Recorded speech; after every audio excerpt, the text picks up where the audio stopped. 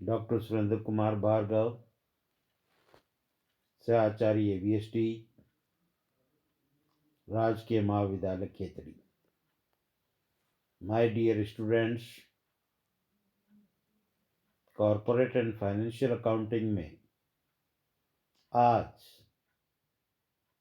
अपन एक नया अध्याय शुरू करेंगे जिसका टॉपिक है अधिमान अंशों का शोधन, रिडम्पशन ऑफ प्रेफरेंस शेयर्स,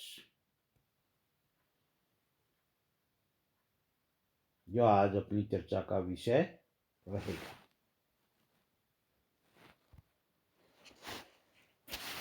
अधिमान अंशों का निर्गमन एवं शोधन कंपनी अधिनियम 2013 की धारा 55 के अनुसार होगा। अधिमान अंशों के शोधन से संबंधित धारा 55 के प्रावधान इस प्रकार है। नंबर 1, कोई भी सीमित दायित्व वाली कंपनी इस अधिनियम के लागू होने के पश्चात अशोध्य अधिमान अंशों का निर्गमन नहीं करेगी। दूसरी बात, एक अंशों द्वारा सीमित दायित्व वाली कंपनी यदि अंतर नियमों में व्यवस्था हो तो अधिमान अंशों का निर्गमन कर सकती है,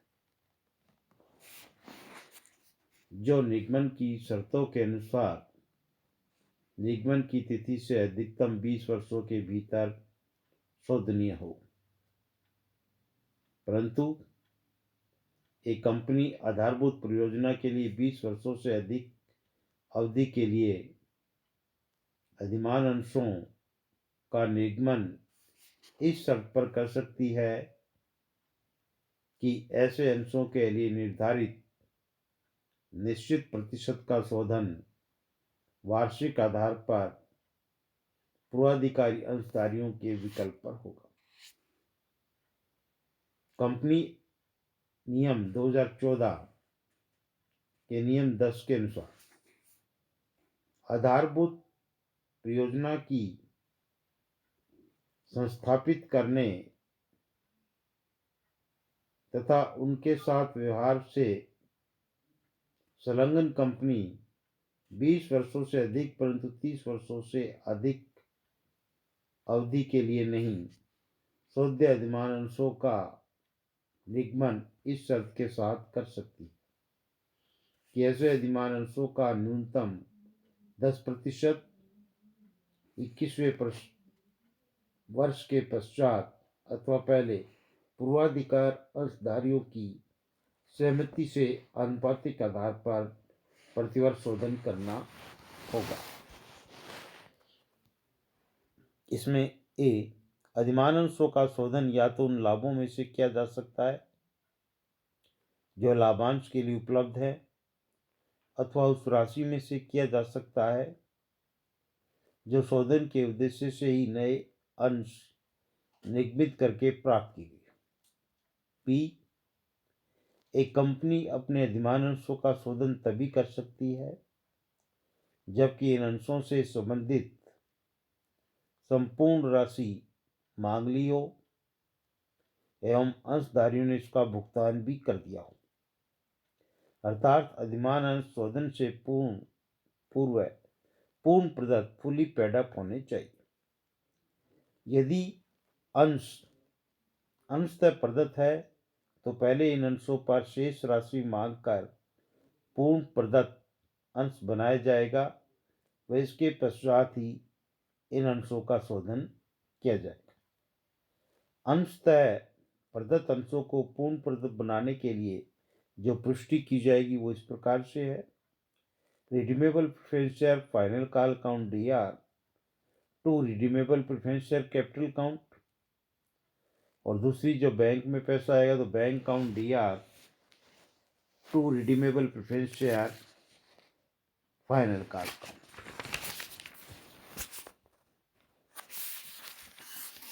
यदि कंपनी ने अधिमान अंशों पर संपूर्ण राशि मांग ली है किंतु कुछ अंशधारियों ने एक या अधिक मांग राशि का भुगतान नहीं किया है, तो ऐसे अंशधारियों के कारण कंपनी शोधन प्रक्रिया नहीं रोकेगी।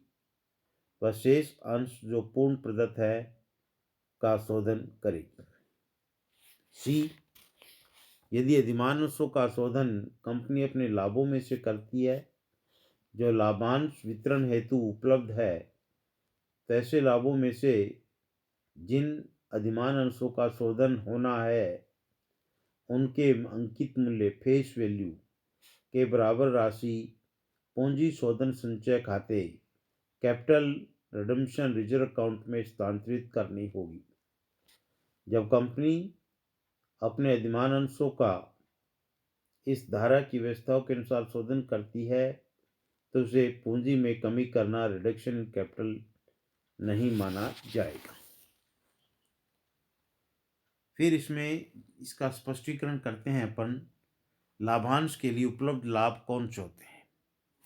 तो वो इस प्रकार से हैं: surplus in statement of profit and loss account, general reserve, reserve fund, insurance fund, dividend equalisation fund, workmen's compensation fund, investment allowance reserve, development rebate reserve account,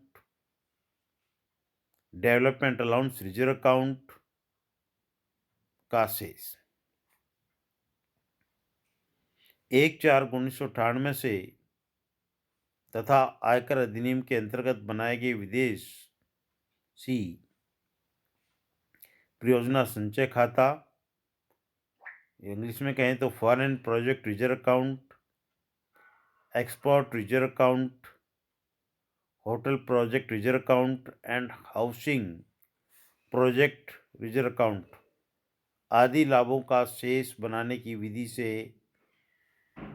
की तिथि से 5 वर्ष पश्चात सदैव लाभांश हेतु वितरण उपलब्ध होता है। फिर इसी में आता है एक फ्री रिजर्व। फ्री रिजर्व से आशय उन संचयों से है जो कंपनी के नवीनतम अंकेक्षित स्थिति विवरण के अनुसार लाभांश वितरण हेतु उपलब्ध है, परंतु निम्न को मुख्य संचय नहीं माना जाएगा: national gains, capital redemption reserve account इत्यादि। यदि कंपनी अधिमान अंशों का शोधन उक्त लाभ या जो लाभांश हेतु उपलब्ध है से करना चाहती है, तो अंकित मूल्य के बराबर राशि पूंजी शोधन संचय खाते में अपन ट्रांसफर कर देंगे, जिसके लिए जो पुष्टि होगी वो इस प्रकार से होगी: general reserve account DR, surplus account DR to capital redemption reserve account. और जो लाभांश के लिए उपलब्ध नहीं होंगे लाभ, वो हैं securities premium account, shares forfeited account, profit period to incorporation, capital reserve account, capital redemption reserve account. Next point पे चलते हैं अपन, तो वो है इस प्रकार से: यदि कंपनी अधिमान अंशों का शोधन उस राशि से करती है जो शोधन के उद्देश्य से निगमित नए अंशों से प्राप्त हुई है, तो नए अंशों के निगमन की राशि का निर्धारण इस प्रकार से किया जाएगा: proceeds of new issue shares का।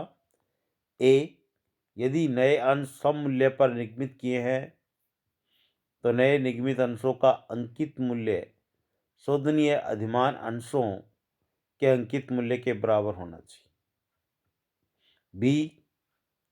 यदि नए अंशों का निगमन प्रीमियम पर हुआ है तो भी निगमित अंशों का अंकित मूल्य शोधनीय अधिमान अंशों के अंकित मूल्य के बराबर होना चाहिए। प्रीमियम की राशि को ध्यान में नहीं रखा जाता।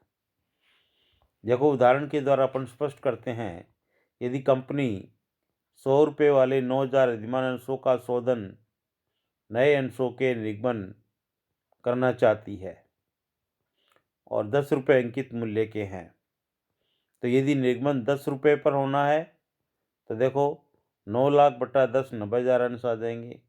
और यदि निगमन 14 रुपये पर होना प्रीमियम सहित, तो भी देखो 9 लाख बटा 10 90,000। इंपॉर्टेंट बात तीसरी, यदि कंपनी शोधनीय अधिमानसों का शोधन नए निगमन से प्राप्त राशि तथा लाभांश हेतु उपलब्ध लाभों दोनों से करना चाहती है, तो नए अंशों के निगमन से प्राप्त राशि का निर्धारण तथा पूंजी शोधन संचय खाते में अंतरित राशि का निर्धारण इस प्रकार से होता है। यदि कंपनी 100 रुपये वाले 5,000 अधिमान अंशों का शोधन करना चाहती है, तो नए अंशों से प्राप्त राशि व पूंजी शोधन संचय से राशि निम्नलिखित होगी। और मान लो प्रपोज प्रेफरेंस इक्विटी शेयर 25,000 है और 10 रुपये का एक है, तो allotted at par proceed fresh issue 2.5 lakh, allotted at premium 4 per share 2.5 lakh और required capital redemption reserve 2.5 lakh आ जाएगा। डी, यदि अधिमान अंशों का शोधन प्रीमियम पर किया जाता है तो शोधन पर देय प्रीमियम एक पूंजीगत हानि होगी। शोधनीय अधिमान अंशों के शोधन से पूर्व इन अंशों के शोधन पर देय प्रीमियम के लिए कंपनी के पूंजीगत लाभों अथवा आयगत लाभों में से आयोजन करना अनिवार्य है। ये आगे चलते हैं। फिर यदि कंपनी के पास शोधन पर प्रीमियम को अपलिखित करने के लिए प्राप्त पूंजीगत लाभ या आयगत लाभ या दोनों नहीं है, तो कंपनी अधिमान अंशों का शोधन प्रीमियम पर नहीं कर सकती। यदि कंपनी के पास शोधन पर देय प्रीमियम को अपलिखित करने के लिए पूंजीगत व आयगत दोनों लाभ उपलब्ध है, तो पूंजीगत लाभों का उपयोग शोधन पर देय प्रीमियम को अपलिखित करने के काम में लिया जाएगा, क्योंकि पूंजीगत लाभों के सीमित उपयोग हैं, जबकि आयगत लाभ मुक्त रूप से किसी भी कार्य में उपयोग आ सकते हैं। तो इससे संबंधित जो पृष्ठि होगी वो इस प्रकार से होगी। सिक्योरिटीज प्रीमियम अकाउंट डीआर और जनरल लेजर अकाउंट डीआर और statement of profit and loss account to premium on redemption of preference shares. अधिमान अंशों के शोधन का लेखांकन, accounting of redemption of preference shares. इसके लिए जो विधियां हैं वो है, नंबर 1 लाभांश के लिए उपलब्ध लाभों में से शोधन, नंबर 2 नए अंशों के निगमन से प्राप्त राशि में से शोधन, तीसरी लाभांश के लिए उपलब्ध लाभों तथा नए अंशों के निगमन से प्राप्त राशि में से चौथा अंश परिवर्तन द्वारा शोधन। पहला है लाभांश के लिए उपलब्ध लाभों में से शोधन। तो जब प्रस्तुति करेंगे तब ये हो जाएगी, अंश शोधन का निर्णय लेने पर preference share capital account DR, premium और redemption of preference share account DR to preference share holders. फिर उसके बाद एंट्री जो की जाएगी, शोधन पर देय प्रीमियम को अपलिखित करने पर सिक्योरिटीज प्रीमियम अकाउंट डीआर और capital profits account DR, general reserve account DR और statement of profit and loss account to premium और रिडेम्पशन ऑफ प्रेफरेंस शेयर्स। तीसरी सी, पूंजी शोधन कॉस्ट में अंतरण करने पर जनरल रिजर्व और statement of profit and loss account DR to capital redemption reserve account. और लास्ट है अधिमान अंशधारियों को भुगतान करने पर preference share holders account DR to bank account. ये आपका था रिडम्पशन ऑफ प्रेफरेंस शेयर्स का चैप्टर, जिस पे अपन ने आज चर्चा की। आपके समक्ष मैं नया वीडियो लेकर के अगले समय उपस्थित होऊंगा।